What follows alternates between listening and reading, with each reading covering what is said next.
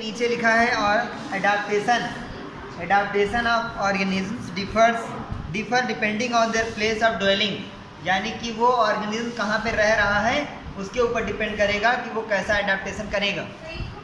है नहीं, मार्क नहीं करना है, सब मार्क ही कर लोगे। इसीलिए कैमल जो है वो पानी में नहीं रह सकता और फिश जो है वो रेगिस्तान में नहीं रह सकता। समझ गए कि नहीं? अब आगे आता है हैबिटेट। पहले पढ़ चुके हो, फिर भी अब आया है तो फिर से देख लेते हैं। The place where organisms live is called, मारो अंडरलाइन कर लिया। आगे habitat means a dwelling place. Habitat का मतलब होता है ड्वेलिंग प्लेस, जहाँ पे कोई रहता है, एक घर। जैसे तुम लोग कहाँ रहते हो? गुफा में, घर में। द हैबिटेट क्या क्या प्रोवाइड करता है हमको? फूड प्रोवाइड करता है, वाटर प्रोवाइड करता है, और बुक में देख करके भी नहीं बोल पा रहा। हैबिटेट हमको प्रोवाइड करता है फूड, वाटर, एयर, शेल्टर, इसके अलावा अदर नीड्स, हमको जो भी चीज़ें ज़रूरत होती हैं। लेकिन आजकल के लिए क्या ज़रूरी? Food, water, wifi, oxygen. इनको ऑक्सीजन दे दो बस, ये जीवित। जो टॉपिक इसी में दिया है टेरेस्ट्रियल हैबिटेट्स क्या होता है, लिखा है the plants and animals that live on land. वो प्लांट्स और एनिमल्स जो लैंड पर रहते हैं, ज़मीन पर रहते हैं, उनको क्या कहा जाता है? टेरेस्ट्रियल। उस जगह को बोलते हैं जहाँ पे वो रहते हैं टेरेस्ट्रियल हैबिटेट्स। इसमें बहुत सारी जगह आते हैं, जैसे फॉरेस्ट है, फॉरेस्ट जानते हो, जंगल, ग्रास लैंड जहाँ पे दूर दूर तक घास होती है। इसके बाद डेजर्ट, ये भी ज़मीन पर है। कोस्टल एरिया, यानी कि जो समुद्र के किनारे तट एरिया, तटीय एरिया होते हैं। फिर है माउंटेन रीजन्स, पहाड़ी क्षेत्र जो होते हैं, ये सब क्या है? Terrestrial habitats. अभी हमने हैबिटेट पढ़ा है, तो हैबिटेट के टाइप्स भी तो पढ़ेंगे। तो टेरेस्ट्रियल हैबिटेट्स ये हो गए। On the other hand the habitats of plants and animals that live in water are called aquatic habitat. Aqua means क्या होता है? कल ही बताया था ना, पानी। कल यही बताया था, कहीं और बताया था, दूसरे क्लास में बताया था। तो एक्वा मीन्स क्या होता है? पानी। और एक्वेटिक मतलब, चलो अभी बता रहे थे, देखो दूसरे लोग कह रहे हो क्या बोल रहे। एक्वा मीन्स होता है जल। क्या होता है? जल। इसे समझा जाता है साइंस में, बिना किसी लॉजिक के कोई वर्ड इस्तेमाल नहीं किया जाता है। एक्वा मीन्स हो गया जल। अब इसी में अगर हम टिक लगा दें तो इसमें क्या लग जाएगा? जल माने क्या होता है? पानी। जली मतलब जो पानी में। अब हमने इसके नीचे एक और चीज लिख दिया, हैबिटेट। क्या लिखा?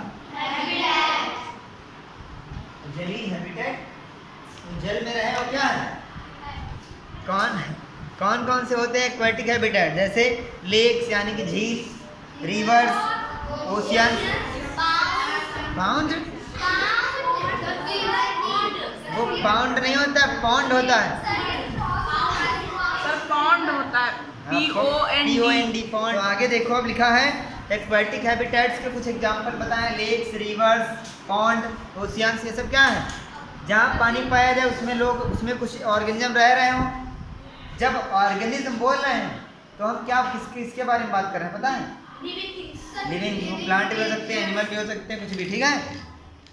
There are large variation among terrestrial habitats like forests, grasslands, deserts, coastal and mountain regions located in different parts of the world. अब कुछ यहाँ पे भी बात ध्यान देने वाली है कि हमने दो तरीके के पढ़े, एक पढ़ा टेरेस्ट्रियल हैबिटेट और एक पढ़ा एक्वेटिक हैबिटेट। टेरेस्ट्रियल और टेरेस्ट्रियल वाले के जो हमने एग्जाम्पल पढ़े थे उसमें भी देखो डिफरेंस पाया जा रहा है। टेरेस्ट्रियल में हमने एक पढ़ा था कोस्टल एरिया, जो समुद्र के किनारे तटीय एरिया में पाया जाता है। दूसरा हमने पढ़ा था माउंटेन, कितना अलग हो गया। फिर पढ़ा था डेजर्ट, वो कितना अलग हो गया। यानी कि टेरेस्ट्रियल हैबिटेट के अंदर जो भी हम लोग जो पढ़ेंगे उनमें भी वेरिएशन बहुत ज़्यादा पाया जाएगा। समझ पा रहे हो कि नहीं? अब जो इस चैप्टर का थोड़ा सा कठिन टॉपिक है, जो कठिन बात होती है, जो बच्चे समझ नहीं पाते, वो अगले शुरू करने जा रहे हैं। लिखा था organisms both plant and animal living in a habitat और its biotic component. The non-living things such as rock, soil, air, water in the habitat constitute its abiotic component. समझ में आया कुछ? नहीं आया? इतनी जल्दी आ जाएगा तो सरल होता कहाँ होता? देखो बायो क्या होता है? बायो की जो हिंदी की बायो, जैसे कहते हैं कि हम बायो पढ़ रहे हैं, तो उसी बुक को हिंदी में क्या कहोगे? बायो को क्या बोलते हैं? जीव विज्ञान। बायो को बोलेंगे जीव, क्या बोलेंगे? जीव। ठीक। अब फिर इसमें देखो देखो कितने, जो अभी यहाँ पे टिक लगाया ना, वही वाला टिक यहाँ पर लगा दो, बायो टिक। ठीक। हम इसको क्या करें, इसको हम बदल देंगे पूरा, जैविक। क्या करेंगे? जैविक। फिर कहा इन्होंने ये बायो, जैसे उसमें ए लगा दोगे आगे, तो ये क्या हो जाएगा? नॉन लिविंग आ जाएगा। क्या हो जाएगा? आ जाएगा। समझ गए कि नहीं? तो अब बोला इन्होंने कि बायोटिक, अब लिखो मत, अभी इधर देखो, बायोटिक कंपोनेंट्स और एबायोटिक कंपोनेंट्स किसी हैबिटेट में। अब थोड़ी देर के लिए ध्यान दोगे, अगर तो ये दोनों टॉपिक आगे क्लियर हो जाएंगे। वरना एक बार ऐसा हुआ था, जो बच्चे अब 8th में हैं उनको ये पूरा हमने समझा दिया, फिर सेम हमने क्वेश्चन दे दिया यूनिट टेस्ट में कि बताओ ये बायोटिक और बायोटिक क्या होता है। सब गलत करके आप 2-3 बच्चों को छोड़ करके उनको सब पूछ रहे थे कि ये क्यों नहीं कह रहे कि बायोटिक के बारे में इतना लिख के छोड़ के चले आए। इतना नहीं, पूरा समझना है जरा। बायोटिक और एबायोटिक क्या, एक हैबिटेट है, मान लो एक हैबिटेट है, कौन सा लें तुम लोग बताओ? डेजर्ट। हमने डेजर्ट लिया, ठीक है। अब इस डेजर्ट में एबायोटिक और बायोटिक कंपोनेंट को हम लोग अलग अलग करके लिखेंगे। ठीक, बायोटिक इधर लिखेंगे और एबायोटिक। बताओ बायोटिक कंपोनेंट्स कौन कौन से होंगे? रुक जाओ, तुम लोग बड़े बुद्धिमान निकले। अरे रुको, हाँ बताओ। कैमल्स, वो देखो बोले स्पाइडर। प्लांट बता दो। कैक्टस, बताओ। रॉक्स, एक्सेट्रा लगा दिया हमने, समझ लो। ठीक है, तुम भी लगा। बताओ कि अगर बायोटिक और एबायोटिक नहीं बता दिया, पूछा जाएगा तुमसे किसी रैंडमली एक कोई भी हैबिटेट दे दिया जाएगा, कहेंगे कि बताओ एक्वेटिक हैबिटेट, एक एक्वेटिक हैबिटेट ओशियन में बायोटिक कंपोनेंट्स के 10 नाम लिखो, एबायोटिक कंपोनेंट्स के 10 नाम लिखो। लिख पाओगे? नहीं लिख पाओगे। इतना आसान है। 10 मछलियों के नाम लिख दो, व्हेल, डॉल्फिन, कछुआ। और 10 बोले, फिर बोले 10 एबायोटिक कंपोनेंट्स, पत्थर, पानी, हवा, सब लिखते चले जाओ। समझ गए कि नहीं? एक्टिविटी 2 देखो लिखा है, recall activity 5 in chapter 1। Activity 2 लिख दे जरा। चैप्टर 1 में एक्टिविटी 5 को याद करने की कोशिश करो। अभी बता रहे हैं, पेज नंबर बताएंगे। We made sprouts from moong and chana seeds. हम लोगों ने चना और मूंग को कहा था कि पानी में पहले भिगो, फिर उनको एक कपड़े पे डालो, कपड़ा भिगाते रहो, सूखने मत दो। क्या देखोगे? उसमें स्प्राउट उनको निकल आते हैं, तो उसको देखने की जरूरत नहीं, ऐसे भी याद है। When the seeds turned into a sprout, जब वो सीड एक स्प्राउट में कन्वर्ट हो जाता है, तब हम इसको क्या कहते हैं? Germinated seed. अभी जो ऊपर उसमें क्या में वीडियो देख करके आए हो स्मार्ट क्लास में, उसमें भी जर्मिनेटेड सीड दिखाया था। मूंग सीड्स हम लोगों को इकट्ठा करनी है, 20 या 30 सीड लेने हैं, उनको सोक करना है, पानी में डालना है ना। Divide the soak seed into 4 parts, इनको 4 पार्ट में डिवाइड करना है। एक को कम्प्लीटली पानी में सबमर्ज करना है, डुबाना है 3-4 दिनों के लिए। Do not disturb the dry seeds and those submerge in water. Keep 1 part of soak seed in a Sunny room and another in a completely dark region. यानी कि समझ रहे हो, एक को रखना है पानी में डुबा के, एक को ऐसे सूखे रखना है, एक को धूप में रखना है जिसमें धूप आए, और एक को एकदम अंधेरे कमरे में, उस कमरे में इतना अंधेरा हो कि एकदम पास वाली चीज़ ना दिख रही हो, डार्क रूम। समझ गए ना? कम्प्लीटली डार्क रूम बोला उन्होंने। Keep the last part in very cold surrounding, से इन अ रेफ्रिजरेटर और विद आइस अराउंड देम। और चौथा जो तुम्हारा बचा, एक को रखना है पानी में डुबा करके, जिसको तुम धूप, सुन लो पहले, एक को पानी में डुबा करके जिसको धूप में रखोगे, धूप में मतलब लगातार धूप में नहीं, सनी रूम हो जैसे ये। एक को रखना है जिसमें कम्प्लीटली डार्क हो, अंधेरा हो, तो कबर्ड में रख दो। एक को कहाँ रखना है? कहीं नहीं, पानी में नहीं डालना है। और एक को बर्फ में रखना है, जब रेफ्रिजरेटर में रख दो।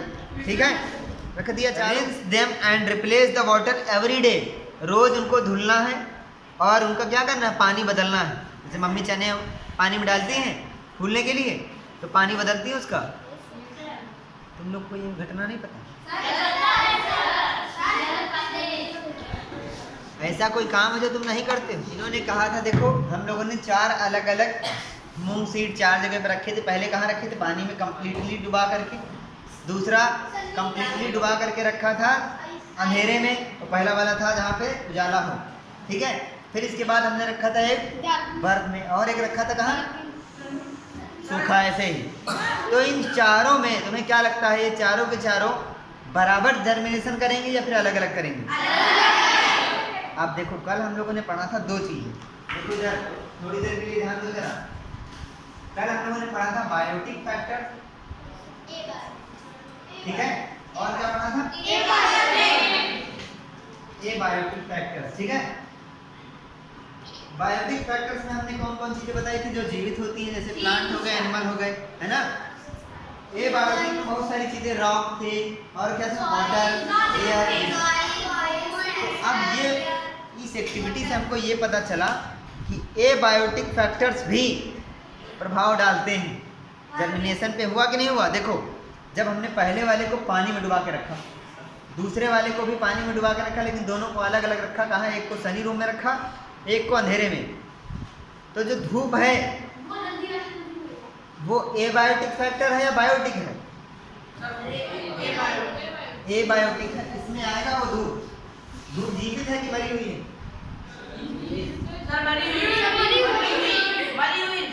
डेड है वो। तो एबायोटिक फैक्टर में उसको रखोगे। तो धूप ने जर्मिनेशन पे प्रभाव डाला कि नहीं डाला? बस यही बताना।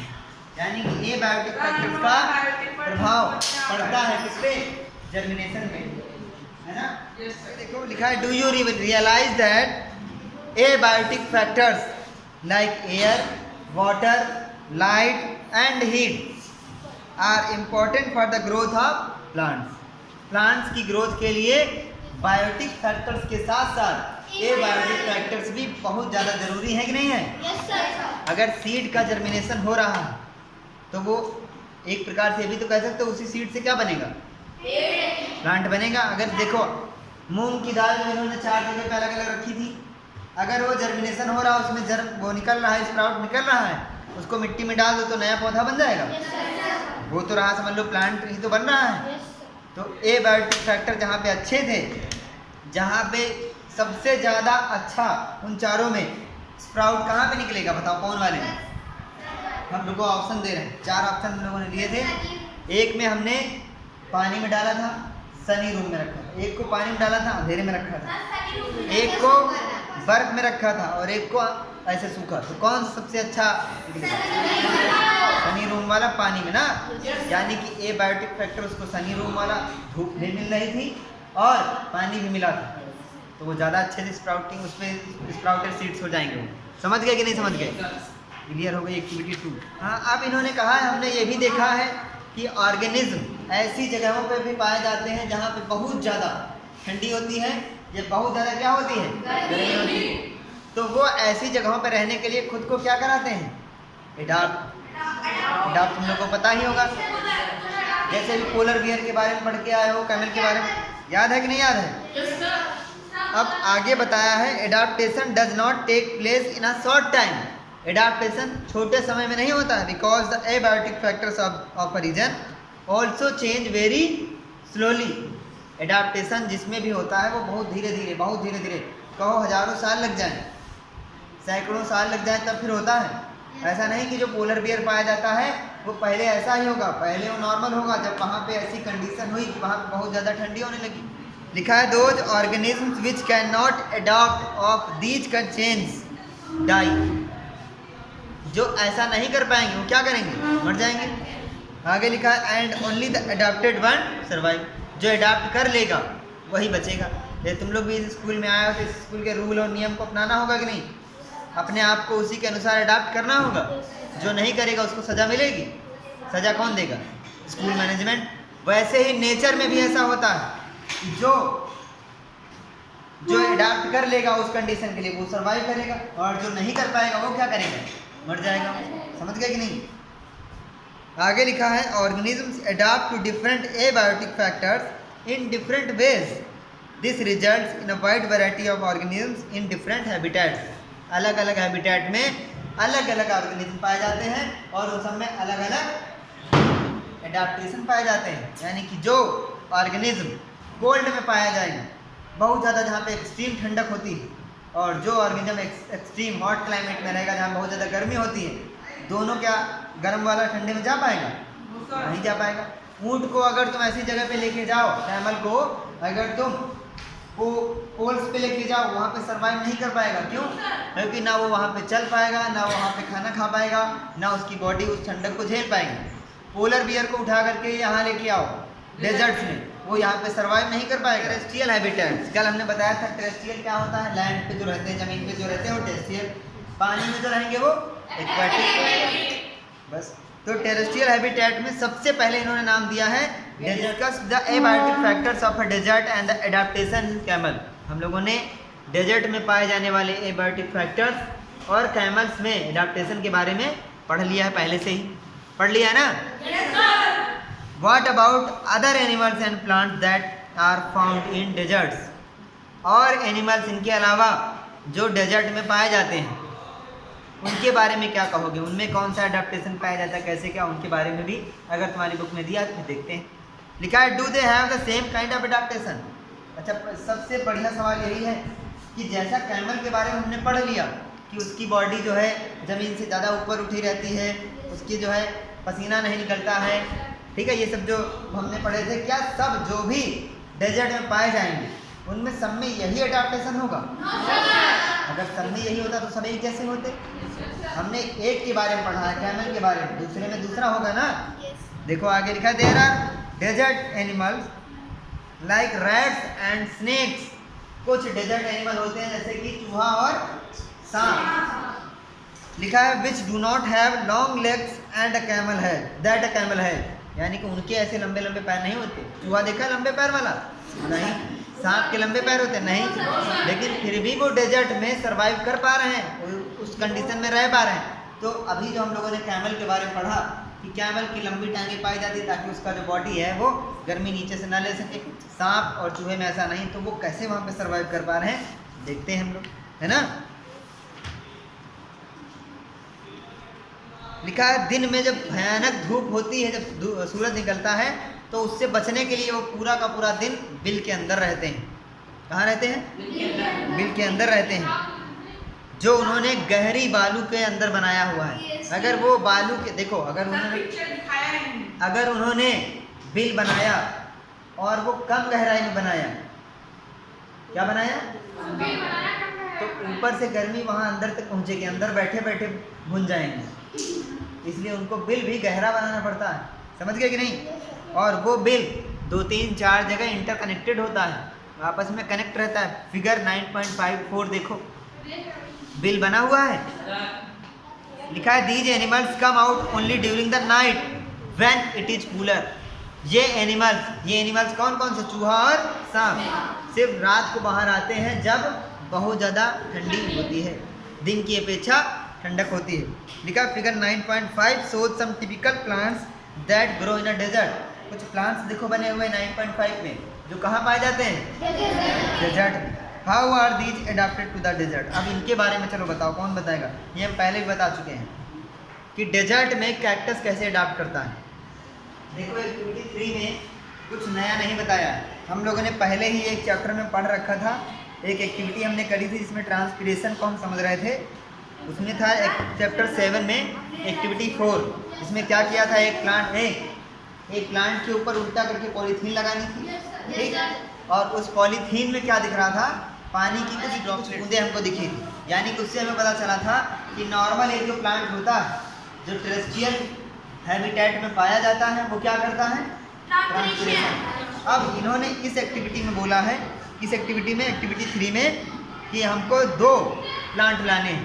एक लाना है कैक्टस का और एक कोई प्लांट लाना है जिसमें पत्तियाँ हों, ठीक।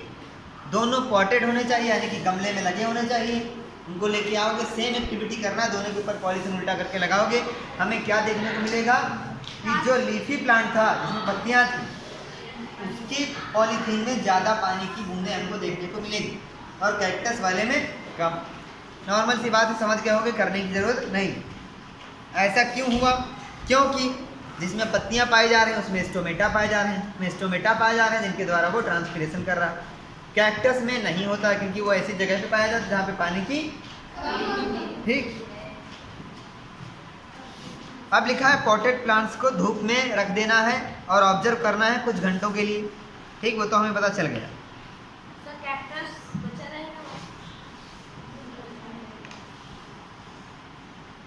कैक्टस में फोटोसिंथेसिस होता है कि नहीं होता है? Yes, sir. कौन करता है? मतलब कौन सा पार्ट करता है उस पूरे कैक्टस का? पूरा ही करता है। स्टेम है उसका जो पूरा, वो स्टेम ही तो समझ लो है, ठीक। वो पूरा जितना ग्रीनी पार्ट होता है स्टेम वो करता है, क्योंकि इसमें लीफ तो है नहीं।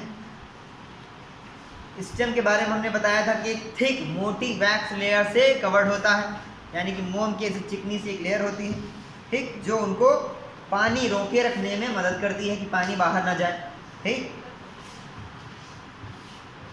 एक और चीज़ बताया था हमने कि इनमें जो है रूट्स बहुत गहराई तक जाती है, बताया गया था।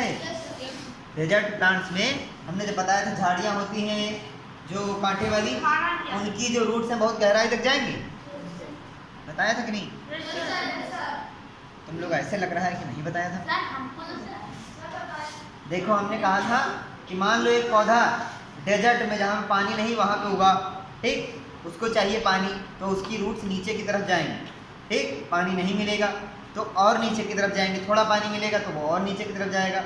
इसलिए पानी की खोज में डेजर्ट प्लांट की जो रूट्स हैं वो ज़्यादा गहराई तक जाती है। अगला है जो हमारा माउंटेन रीजन्स, पहाड़ी क्षेत्रों के बारे में पढ़ेंगे। लिखा है देखो, these habitats are normally very cold and windy. ये हैबिटेट कौन से हैबिटेट? माउंटेन नंबर 84 लिखा है, these habitats are normally very cold and windy. ये हैबिटेट्स क्या होते हैं? नॉर्मली बहुत ज़्यादा ठंडे होते हैं, और विंडी मतलब हवादार, बहुत हवा चलती है, ठंडी हवा चलती है। In some areas snowfall may take place in winters. किसी किसी एरिया में बर्फबारी भी हो सकती है, बर्फ गिर सकती है, ठीक है। There is a large variety of plants and animals living in the mountain regions. Have you seen the kind of trees shown in figure 9.6? 9.6 figure में कोई प्लांट या ट्रीज को दिख रहा है? दिख रहे हैं? क्या इस तरीके के ट्रीज कभी देखे हो? टीवी में तो जरूर देखा होगा। टीवी देखना शुरू करो। If you live in a mountain region और हैव विजिटेड, ऐसा कह रहे हैं कि अगर आप माउंटेन क्षेत्र में, पहाड़ी क्षेत्र में रहते हो या फिर कभी गए हो, ठीक है, you may have seen a large number of such trees, तब तुमने इस तरीके के पेड़ हो सकता है कि देखे हो बहुत सारे। लिखा है, but have you ever noticed such trees naturally growing in other regions? लेकिन क्या कभी इस तरीके के प्लांट नेचुरली अपने आप उगते हुए दूसरे रीजन में देखा है? नहीं। आगे है, how are these trees adapted to the condition prevailing in their habitat? यानी अभी हम पढ़ के आए हैं कि पहाड़ी क्षेत्रों में बहुत ज़्यादा ठंडी होती है, ठंडी हवाएं चलती हैं, बर्फ़ गिरती है, तो उस क्षेत्र में ये पौधे कैसे, ये पेड़ कैसे सर्वाइव कर रहे हैं, इन्होंने क्या अपने आप में एडाप्टेशन, क्या चेंजेस ये लाए हुए हैं। आगे लिखा है, these trees are normally cone shaped and have sloping branch. यानी कि नॉर्मली ये जो है कोन शेप के प्लांट होते हैं, ऐसे प्लांट ये ट्री कह लो, मान लेते ये जमीन है, ठीक, और इसमें ऊपर से ऐसे शुरू होंगे या नीचे इस आकार में होते हैं ट्री, ठीक है। इसके पीछे का रीजन है, मान लो अभी हम लोगों के एरिया में जहाँ पे हम रह रहे हैं, यहाँ बारिश शुरू हो जाए, तो बारिश नहीं, बर्फ शुरू हो जाए, स्नो फॉलिंग शुरू हो जाए, तो क्या होगा? इस छत पे, क्योंकि ये छत है समतल एकदम, ठीक, मान लो ये घर बना हुआ है, इधर देखो, ये एक घर है, ठीक है, ये एक घर है जो इस एरिया में जहाँ पे हम लोग रहते हैं ऐसे बना होता है, ठीक। इस पे अगर लगातार ऐसे बर्फ गिरेगी, ठीक है, बर्फ, तो क्या होगा जानते हो? ये यहाँ पे पूरा बर्फ गिरेगी, भरता जाएगा, इसके ऊपर पूरा यहाँ तक भर जाएगा जितना भर पाएगा, और इस बर्फ के लोड की वजह से ये घर टूट जाएगा। तो पहाड़ी क्षेत्रों में सेम यही, यहाँ प्लांट ट्रीज में भी है, बर्फ गिरेगी, यहाँ पे पत्तों पे अटक जाएगी, पत्तों के ऊपर ब्रांचेस के ऊपर लोड पड़ेगा, पूरा पेड़ जो है टूट जाएगा, गिर जाएगा। तो यहाँ के जो पहाड़ी क्षेत्रों के जो ट्रीज हैं वो ऐसे स्लोपिंग होते हैं, यहाँ बर्फ ऐसे गिरेगी, ठीक है, ऐसे गिरेगी और वो इधर से फिसलती हुई इधर से नीचे गिर जाएगी, कुछ भी इस पे असर नहीं होगा। तो यहाँ के जो लोग होते हैं वो घर भी अपना ऐसे ही बनाते हैं।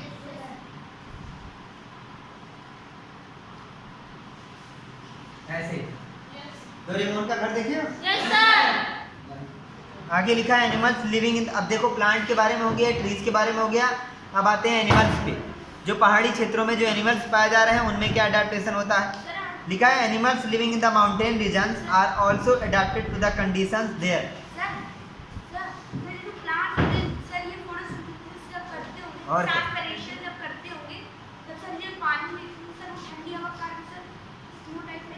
कम होता है वहाँ पे, ट्रांसपिरेशन कम होता है, क्योंकि देखो ट्रांसपिरेशन के 2-3 कारण बताए थे। पहला, जमीन से पानी ज़्यादा निकालना, क्योंकि पानी में घुल करके न्यूट्रिएंट्स लेते हैं। दूसरा बताया था पत्तियाँ सूर्य की रोशनी की वजह से क्या हो जाती हैं, गर्म हो जाती हैं, इस वजह से क्या करती हैं, अपने आप को ठंडा करने के लिए पानी निकालती हैं। ये वाला रीजन वहाँ पे कट हो जाएगा, क्योंकि पत्तियाँ वहाँ पे गर्म थोड़ी ना हो पाएंगी, इतनी ज़्यादा गर्मी वहाँ पे होती नहीं। ठीक, आगे लिखा है animals living in the mountain regions are also adapted to the conditions there. 9.7 figure बना हुआ है, देखो ABC3 अलग अलग माउंटेन रीजन्स में पाए जाने वाले एनिमल्स बने हुए हैं, जिसमें पहला है स्नो लेपर्ड, दूसरा है याक और तीसरा है माउंटेन गोट। ये वहीं के उसी इलाके के उसी क्षेत्र के हिसाब से अपने आप को अडाप्ट किए हुए हैं। और ज़रा देखते हैं इनमें क्या अडाप्टेशन है। लिखा है animals living in the mountain regions, हाँ ये हो गया, दे हैव थिक स्किन। पहले भी पढ़ चुके हैं पोलर बियर के बारे में, कैसे पोलर बियर वहाँ पे सर्वाइव कर रहा है, वैसे इसको समझ लो कि इनकी जो स्किन है वो कैसी होगी, थिक, यानी कि मोटी होगी। और इसके पीछे का रीज़न ये है कि वो अपनी बॉडी में, तो उनकी बॉडी में 8 सिस्टम्स पाए जा रहे हैं, उनसे प्रोड्यूस होने वाली हीट को अपने ही अंदर रोके रखना। तो क्या होगा, बाहर की उनको ठंडक नहीं लगी, तो अपनी जो स्किन है उसको क्या करते हैं, वो अडाप्ट करके मोटी कर लेते हैं। ठीक, आगे, या फिर उनकी बॉडी में फर होंगे, बहुत ज़्यादा मात्रा में बाल होते हैं, जैसे कोई डॉग ही पालते हो, देखो उसकी बॉडी के ऊपर कितने बढ़िया मुलायम बाल होते हैं। आगे, for example yaks have long hair to keep them warm, यानी याक जो होते हैं, याक, उनकी बॉडी पे लंबे लंबे बाल होते हैं, उनकी बॉडी पे लंबे लंबे बाल होते हैं, सर पे नहीं, ताकि उनकी जो बॉडी से हीट निकल रही बाहर न जा पाए और बाहर की ठंडक अंदर न जा पाए, तो वो बाल ये काम करते हैं। Snow leopard has thick fur on its body including feet and toes, यानी कि स्नो लेपर्ड की बॉडी में तो फिर बाल होते ही होते हैं, उनके टोज में और उनके फीट में भी क्या होते हैं, बड़े बड़े लंबे लंबे बाल और फर होते हैं। आगे, this protects its feet from the cold when it walks on the snow, जब ये बर्फ पे चलता है तो ठंडक से बचने के लिए भी ये मदद करते हैं। The mountain goat has strong hooves for running up the rocky slopes of the mountains, यानी कि माउंटेन गोट के जो पैर हैं वो क्या होते हैं, उनके खुर और ये सब बहुत ही मजबूत लंबे लंबे होते हैं, ताकि आराम से पहाड़ी क्षेत्रों पे दौड़ सकें। हम लोग नॉर्मली अभी इस कॉरिडोर में तुमसे पानी डाल दिया जाए ऐसे और कहें अब दौड़ो, सब लोग गिरोगे, है ना। अब सोचो वो पहाड़ी क्षेत्रों पे जहाँ पे ढलान चढ़ान इस तरीके के चिकने क्षेत्र हैं, वहाँ पर वो दौड़ रहे हैं। कौन, पहाड़ी गोट। अब कह रहे हैं माउंटेन्स पे हम लोग जितना ऊपर बढ़ते जाएंगे, जितना ऊपर जाएंगे उतना हम लोग उसमें अलग अलग अडाप्टेशन देखते जाएंगे। देखो जितना हम लोग माउंटेन्स पे ऊपर जाएंगे उतनी ठंडक बढ़ेगी या उतनी गर्मी बढ़ेगी, ठंडक बढ़ेगी, उतना उस हिसाब से क्या होंगे, अडाप्टेशन बढ़ते जाएंगे। लिखा है a lion lives in a forest और a grassland and is a strong animal that can hunt and kill animals like deer. एक लॉयन है जो जंगल में रहता है और ग्रासलैंड में रहता है, जानवरों को मार के खा सकता है जैसे कि डियर। ठीक, आगे लिखा है it is light brown in colour, ये लाइट ब्राउन होता है कलर में। Look at the figure of a lion and that of a deer, page number नहीं, फिगर 9.8 में दिया हुआ है, बना हुआ है, लॉयन बना हुआ है, डियर बना हुआ है। अब ये कैसे वहाँ पे अडाप्ट होते हैं, इनमें क्या क्या चेंजेस होते हैं बाकी जगह वाले एनिमल्स के कंपेरिजन में, उनके बारे में एक एक करके लिखा है। How are the eyes placed in the face of these two animals, इन दोनों एनिमल्स की आँखें कहाँ पर हैं, साइड में। तो साइड में होने के कुछ कारण हैं, लिखा है, रुक जाओ, लिखा है lions have long clause in their front legs that can be withdrawn inside the toes, यानी कि लॉयन के अगले पंजों में क्लॉज, बढ़िया पंजे होते हैं जो बाहर निकाल सकते हैं, अंदर कर सकते हैं, देखा कि नहीं? जब वो कुछ शिकार करने जाता है तो बाहर निकालता है।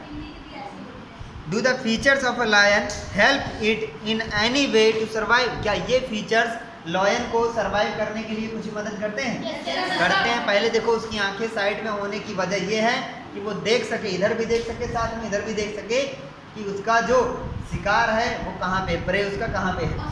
उसके पंजे हेल्प करते हैं उसको शिकार को फाड़ने में, पकड़ने में, नोचने में, ठीक।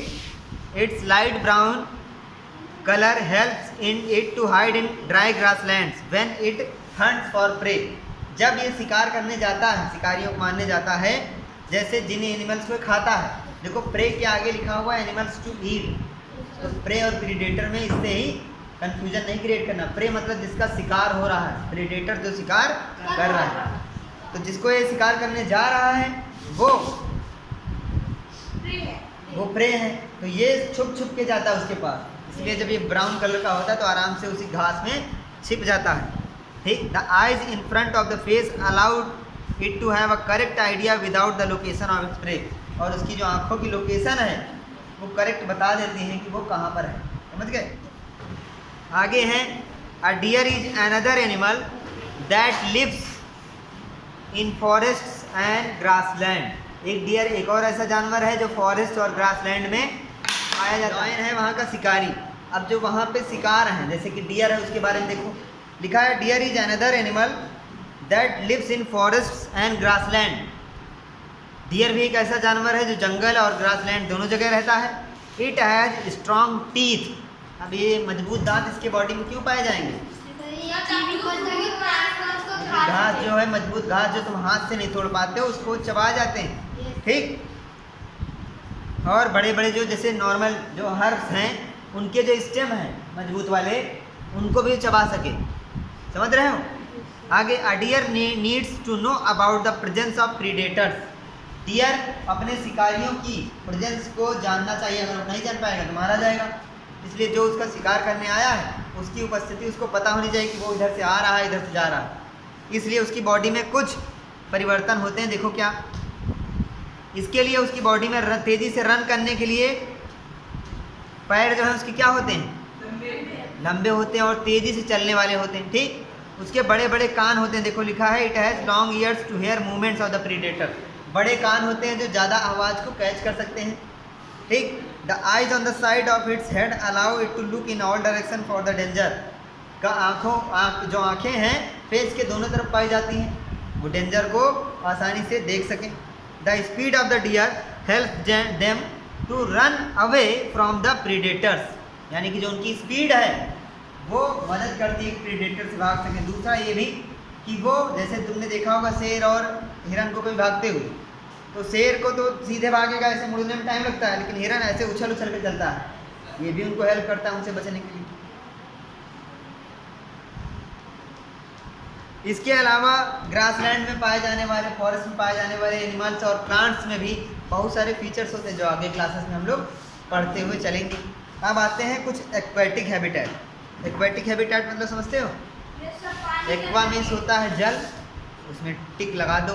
एक्वेटिक मतलब जलीय हैबिटेट के बारे में पढ़ेंगे। उसमें सबसे पहला हमारा है क्या?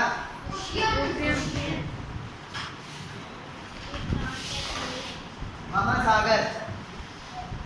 We already discussed how fish are adapted to live in the sea.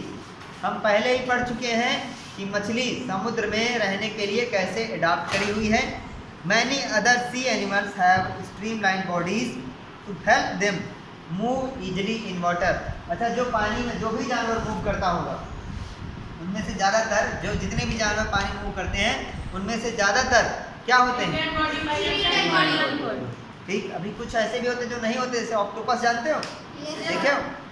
वो तो उसकी तो नहीं, वो ऐसे से करके चलता है, देखा कि नहीं? जेलीबीन भी देखो ऐसे, जेली क्या कहते हो उसको।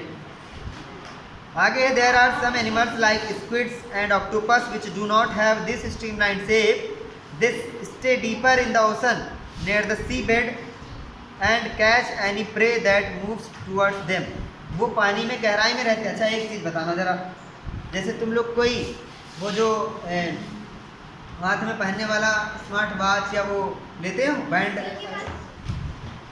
जितना ज़्यादा पानी में गहराई में जाओगी उतना ज़्यादा क्या होगा, प्रेशर बढ़ता जाएगा कि घटता जाएगा, बढ़ता जाएगा। इसीलिए जो वाटर रेजिस्टेंस कोई भी चीज़ लेते हो, वाटर प्रूफ कोई भी चीज़ लेते हो, तो उस पर लिखा रहता है water resistance dash 15 metre, water resistance dash 10 metre. ध्यान से देखोगे उस पर लिखा रहता है उसके मैनुअल में, इंस्ट्रक्शन में। इसका क्या मतलब है, यानी कि 10 मीटर तक गहराई तक अगर जाओगे तब तक वो प्रेशर झेल पाएगा, उसके नीचे गए तो प्रेशर से उसके अंदर पानी चला जाएगा। यानी कि हम लोग जितना ज़्यादा नीचे बढ़ते जाएंगे पानी में उतना ज़्यादा क्या होगा, प्रेशर बढ़ता जाएगा। देखो तुम अभी मान लो ये छत से लेके यहाँ तक पानी भरा हुआ है, तो हम पानी में कूदेंगे थोड़ा सा वहाँ तक आए बीच तक, तो अभी जो ऊपर वाला पानी है उसका लोड कहाँ है, हमारे ऊपर, और जो हमारे नीचे पानी है क्या उसका लोड हमारे ऊपर है, नहीं, बल्कि वो हमको रोके हुए हैं।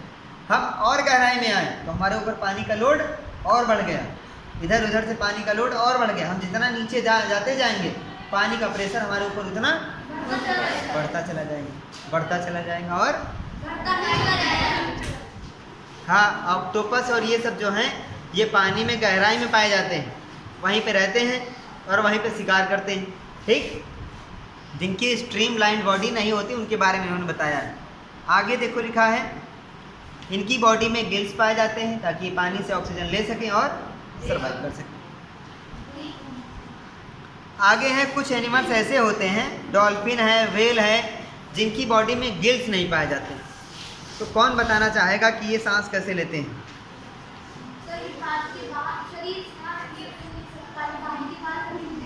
हाँ, इतनी भर लेते हैं। जो बड़ी बड़ी व्हेल्स होती है, बहुत बड़ी बड़ी, उनकी बॉडी के, जैसे ये है व्हेल, तो इसकी बॉडी के ऊपर यहाँ पे ब्लो होल होता है। क्या होता है? उससे ये हवा अंदर खींचते हैं, बाहर फेंकते हैं। तो ये पानी के, मान लो ये पानी यहाँ तक भरा हुआ है, सरफेस है पानी का, ठीक है, और ये पानी के सरफेस पे एकदम आते हैं ऊपर, अपनी पीठ को बाहर निकालते हैं पानी से, सांस बाहर छोड़ देते हैं और फिर बहुत ज़्यादा मात्रा में भर लेते हैं, क्योंकि उनका शरीर बहुत बड़ा होता है। फिर हवा भर लिया, फिर अंदर टहल रहे हैं, फिर जब इनको सांस लेना फिर ऊपर आते हैं। तो ये जब सोते होंगे तो कहाँ सोते होंगे बताओ? ऊपर तैरते हो ना। और एक चीज़ बता रहे हैं, डॉल्फिन, तुम लोगों ने डॉल्फिन का डांस देखा होगा, ऐसे वो रिंग पकड़ेंगे, डॉल्फिन उससे निकलेगी ऐसे, है ना। तो वो डांस नहीं कर रही है एक्चुअली में, वो सांस लेने के लिए बाहर आ रहे हैं। जैसे तुम जाओगे कभी सागर वागर पे जाओगे, समुद्र पे जाओगे से बोट से, तो देखोगे डॉल्फिन का पूरा झुंड ऐसे ऐसे करते जा रहा है, तुम्हें लगेगा डांस कर रहे हैं, नहीं, वो सांस ले रहे, समझ रहे हो।